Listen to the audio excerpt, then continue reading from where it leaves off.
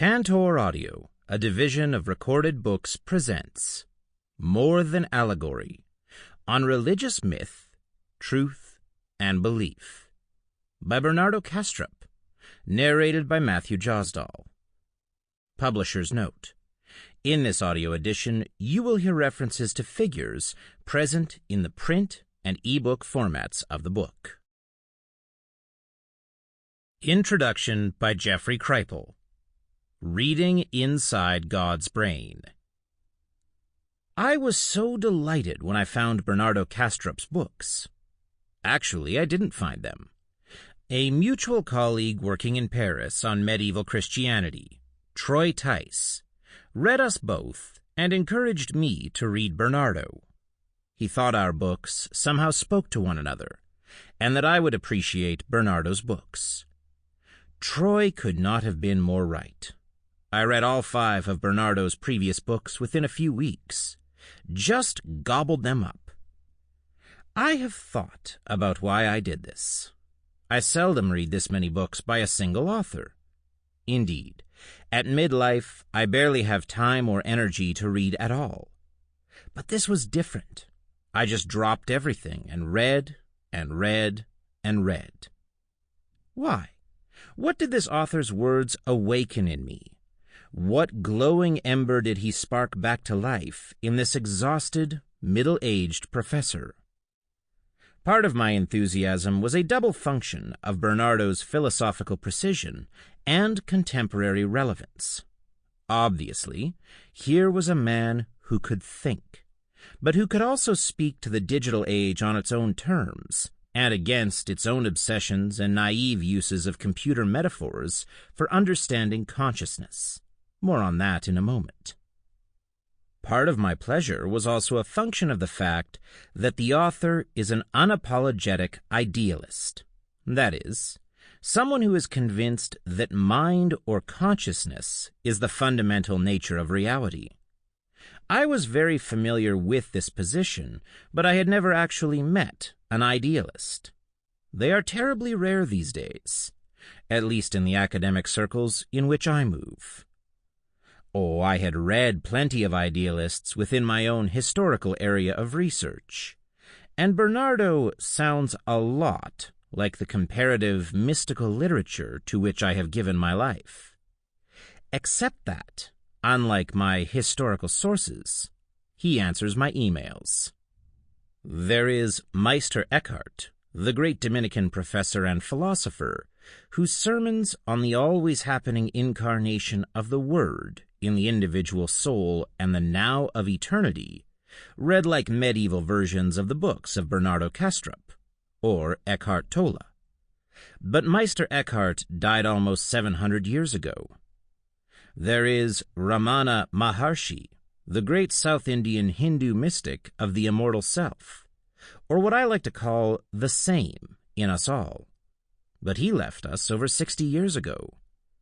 Much closer culturally and digitally, there is Philip K. Dick, the great American science fiction writer who realized through an encounter with the Logos, or cosmic mind, that reality is a giant brain that appears to work like a binary computer code network. But he died over 30 years ago. Dick is worth dwelling on for a moment here, as his weird thought eerily reflects the more precise and calmer books of Bernardo Kastrup. Both certainly share a digital or computer-based model of intellectual cognition. Both also understand that consciousness is not intellectual cognition. Here is a typical passage from Dick's Exegesis, the 8,000-page private journal that Dick scrawled in the last 8 years of his life, after getting energetically zapped in the winter of 1974 by a cosmic mind that he came to call VALIS, for Vast Active Living Intelligent System. All that I could fathom was that the conventional picture that we normally get, and seem to share, is not in fact what is there. What is there is not even in time or space, nor is causation involved. There seems to be a mind, and we are in it. We are all but cells in a colossal mad brain that both makes and perceives reality. Something like that, the main thrust being that there is some relationship between the creating of reality and perceiving of it. The percipient is cosmogenitor, literally creator of the universe. Or conversely, the cosmogenitor wound up as unwilling percipient of its own creation. You will find out in due time just how close Dick's Valis is to the idealist vision worked out in this book. In Bernardo's system, the conventional picture of material reality that we assume to be the case is simply false. It's an extremely elaborate hoax. More accurately, this material world can be thought of as a kind of dream in which God incarnates through sexual reproduction and evolutionary biology in order to reflect back on itself and come to know itself inside the dream. We are all living in God's brain. More on that in a moment, too. So, there was Bernardo's philosophical precision and contemporary relevance, and there was the uncanny way that his words resonate with the comparative mystical literatures I know and love.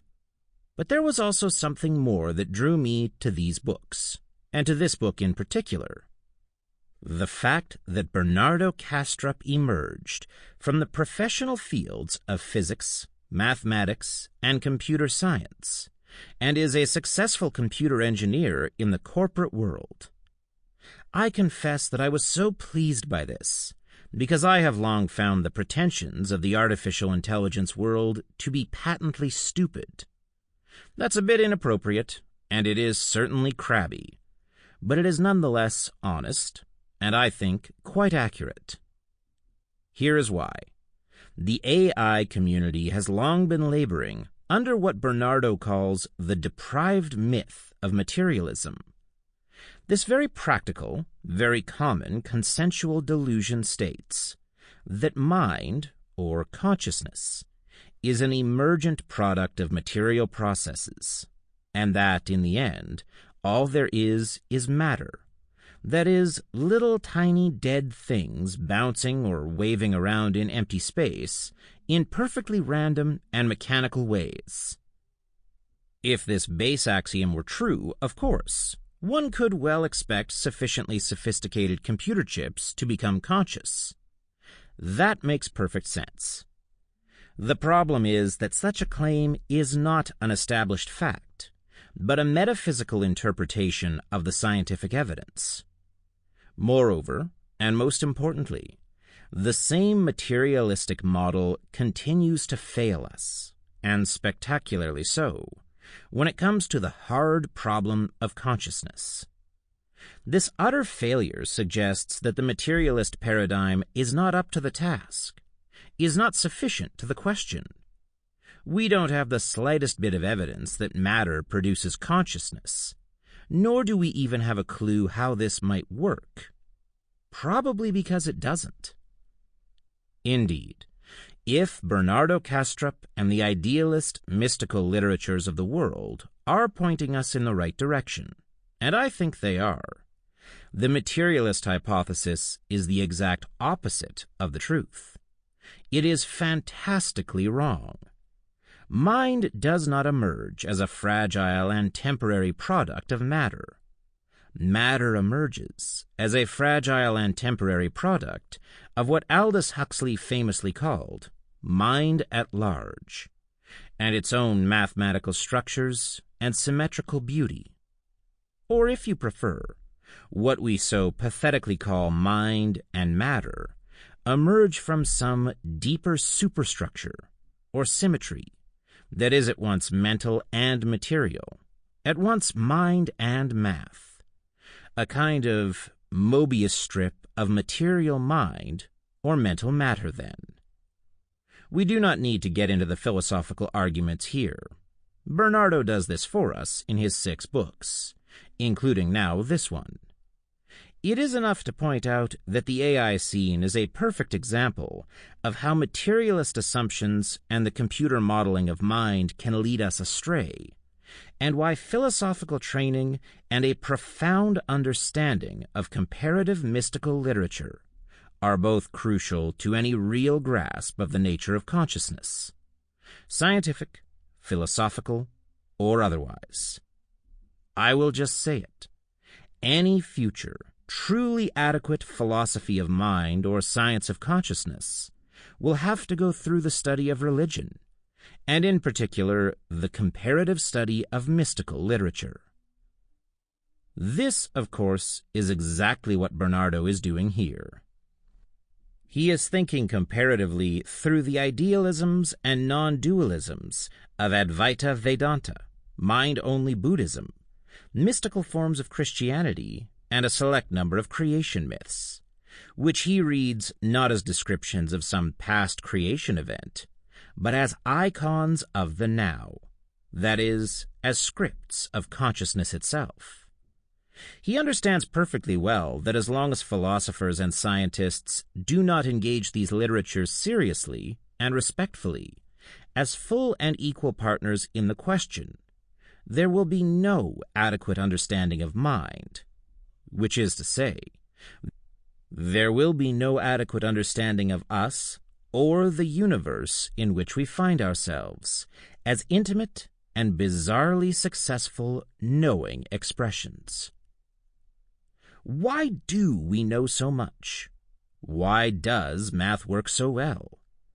Because we participate in and are expressions of the deepest structures of reality. Because we are that universe and those mathematical structures. Bernardo understands all of this. Accordingly, he treats the mystical literatures with a seriousness and a thoughtfulness that is extremely rare in the technological fields. He takes comparative mystical literature as seriously as mathematics. He does not confuse the two realms of human knowing. He does not turn to one to establish the other. But he puts them into deep conversation and emerges on the other side with a most extraordinary story or myth of who we are and why we are here.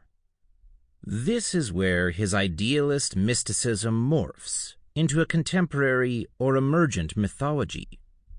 This is where mind expresses itself, as in a dream, through a narrative or story. And this is where we, as a culture now, always stumble. Entranced by the technological successes of science and engineering, we have come to think of reality as composed of invisible numbers. Everything real is numerical. Anything worth knowing can be measured. Anything not worth knowing cannot be measured. The only real form of knowledge is mathematical or scientific knowledge. Such is the claim, anyway. It's more than a claim.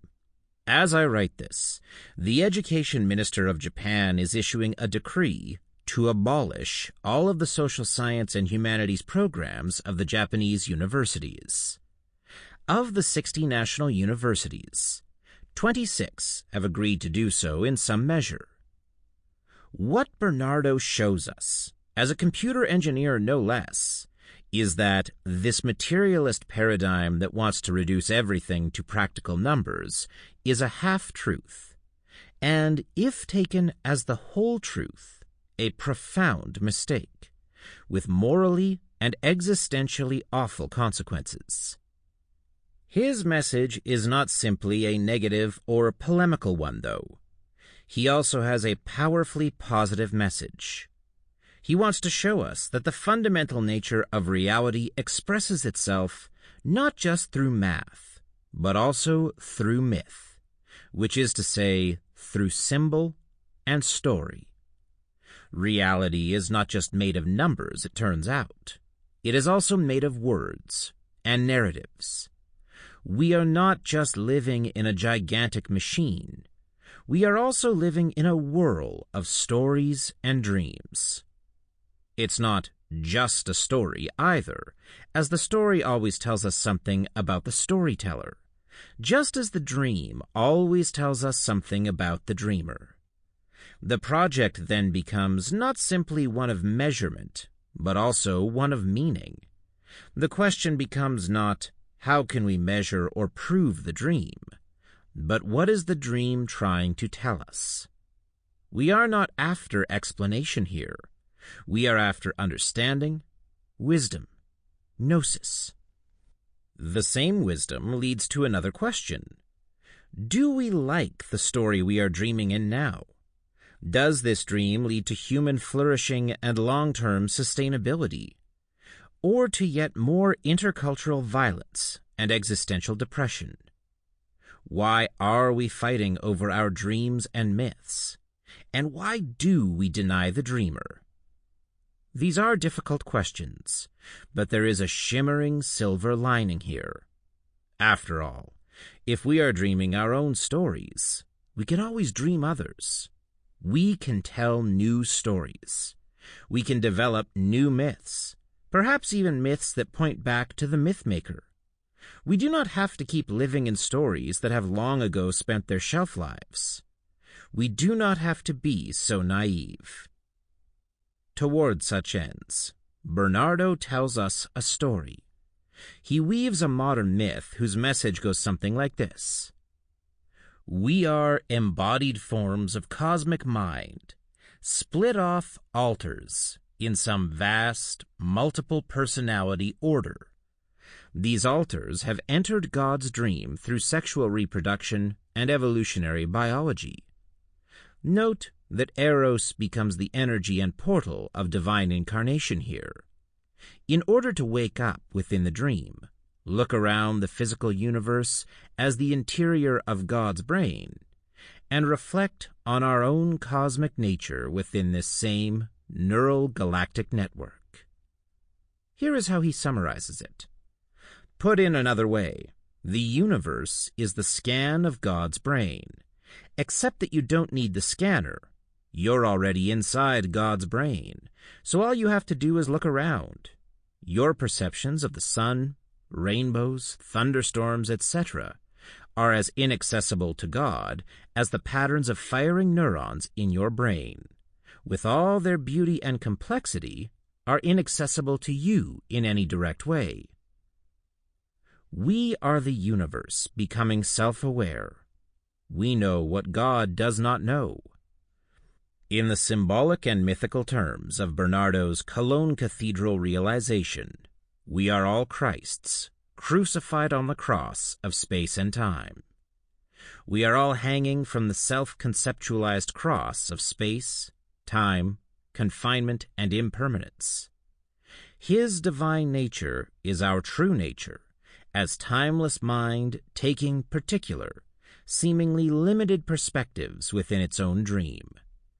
That Christ is both God and the Son of God born into God's creation is a hardly disguised way to express this symbolically. Obviously, the present book is not simply an idealist tract, an abstract philosophical exercise for the curious. It is a piece of profound storytelling based on the author's own scientific and technical training, his own mystical aha, and his own subsequent philosophical conclusions. It is an exploration of how cosmic consciousness projects itself into narrative forms, into story, or what we have come to call myth, and then wakes up out of that same story or myth to know itself not as other, but as self. Myth for Bernardo, of course, is not some falsehood or superstitious embarrassment, something we can easily leave behind. But neither is it some literal truth or map of history.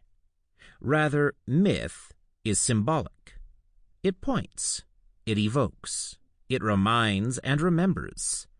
But it never quite speaks literally, and for a simple reason. That of which and from which it speaks cannot be captured in language, in number, or by any other act of intellectual cognition. It is simply beyond or before all of this. Symbols speak of and out of consciousness, but never literally. A myth here is a story that recalls a mystical experience of transcendence. At any point, it may shock, trip, or flip the listener-reader into a similar awakening through an involuntary shift in cognitive perspective. Here is Bernardo. The full realization of transcendence is a kind of quantum leap. It happens spontaneously, suddenly, in one swift movement without any apparent cause. It's a kind of grace. As such, the myth teaches us nothing new. It simply causes us to remember who we really and already are. Do not kid yourself. This is no ordinary book.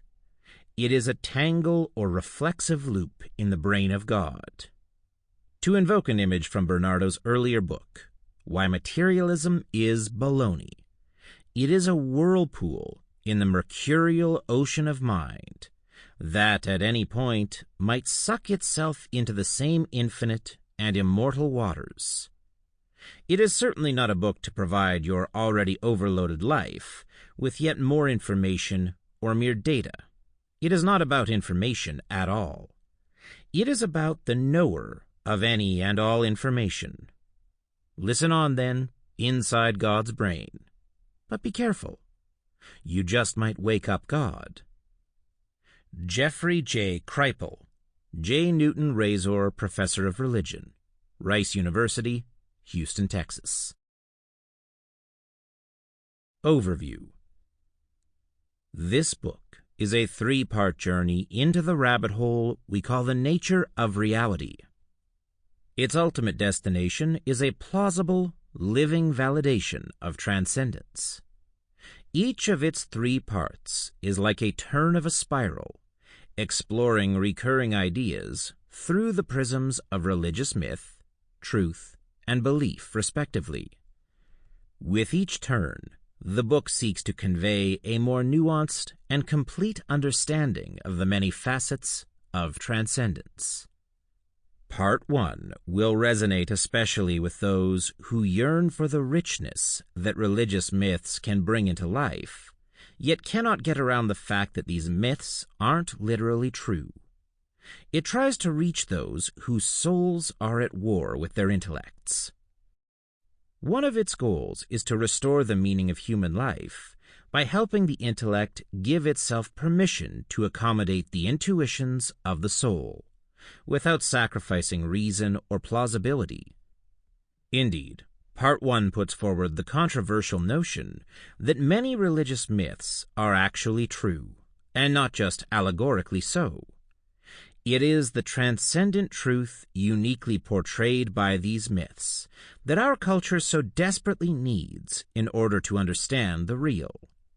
This transcendent truth, for not being amenable to words or equations, cannot be communicated through any other means, scientific or philosophical, but religious mythology.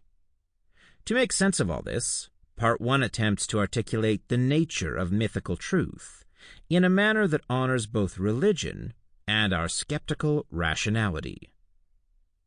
Part 2 pursues the next turn of the spiral by first taking a step back. While we all seek truth, be it through religion, science, or philosophy, we very seldom inquire into the meaning of truth. What does it mean to say that something is true or false? What hidden assumptions do we make about the underlying nature of reality when we talk of truth? Tackling these questions is the journey of Part 2. In its search for answers, it leverages our direct experience of the world and self to inquire into the nature of time and space, the framework where truth is supposedly to be found. It then concludes that our own inner storytelling plays a surprising role in creating the seeming concreteness of things and the tangibility of history. Finally, it points to clear echoes of its conclusions in many of the world's religious myths. Part 3, as the final turn of the spiral, is the pinnacle of this work. It brings all of the book's core ideas together in the form of a modern, plausible religious myth. In laying out a complete cosmology for making sense of reality and restoring its transcendence, Part 3 highlights the critical role of belief in everything we take for granted. Indeed, it explains how deeply ingrained belief systems create the world we live in. Its narrative is based on the story of a modern explorer of consciousness who, during his participation in a secret scientific project, has a series of transcendent encounters. The metaphysics he brings back from these encounters integrates the theme of the book in one coherent framework. It also opens whole new horizons for the restoration of meaning and purpose to our daily lives. Naturally, the optimal sequence to listen to this book is that in which it is presented, from Part 1 to Part 3. Indeed, the ideas discussed in Parts 1 and 2 are meant to enrich the listening of Part 3. That said, if one prefers to go straight to the heart of the matter and enjoy a gripping story without analytical preludes, it is entirely possible to jump directly to Part 3, and then return to Parts 1 and 2 afterwards.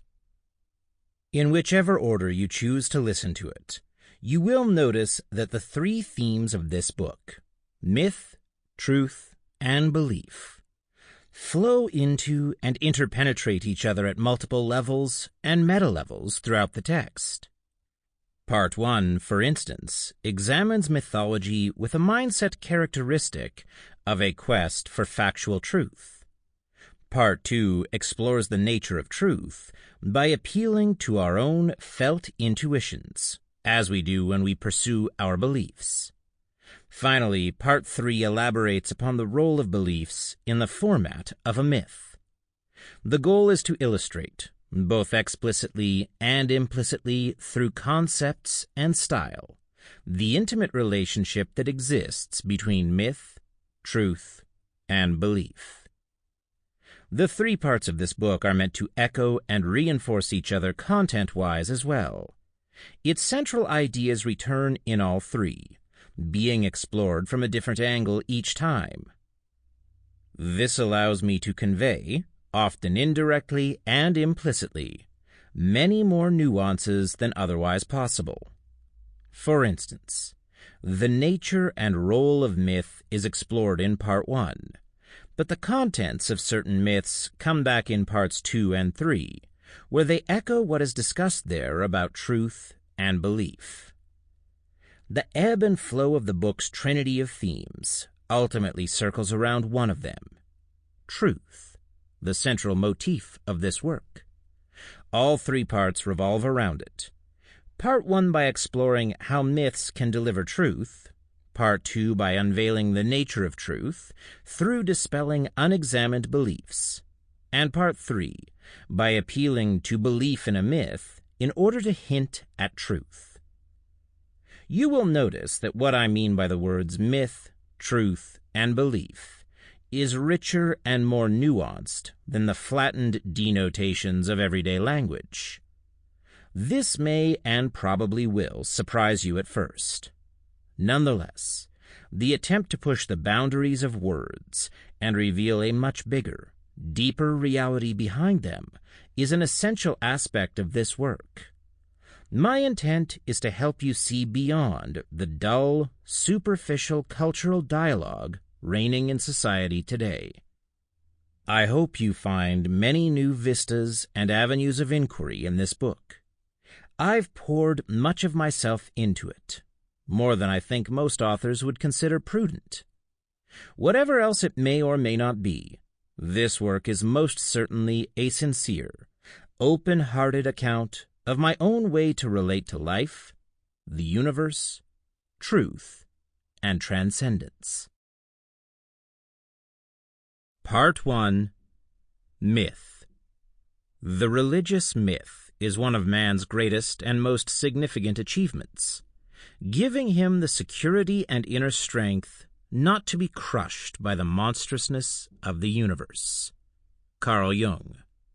Chapter 1. The Role and Importance of Myth. A myth is a story in terms of which one can relate to oneself and the world. The myth of the Holy Trinity, for instance, provides context to the lives of millions of Christians. God, as the Father, explains and justifies the... Sample complete. Ready to continue?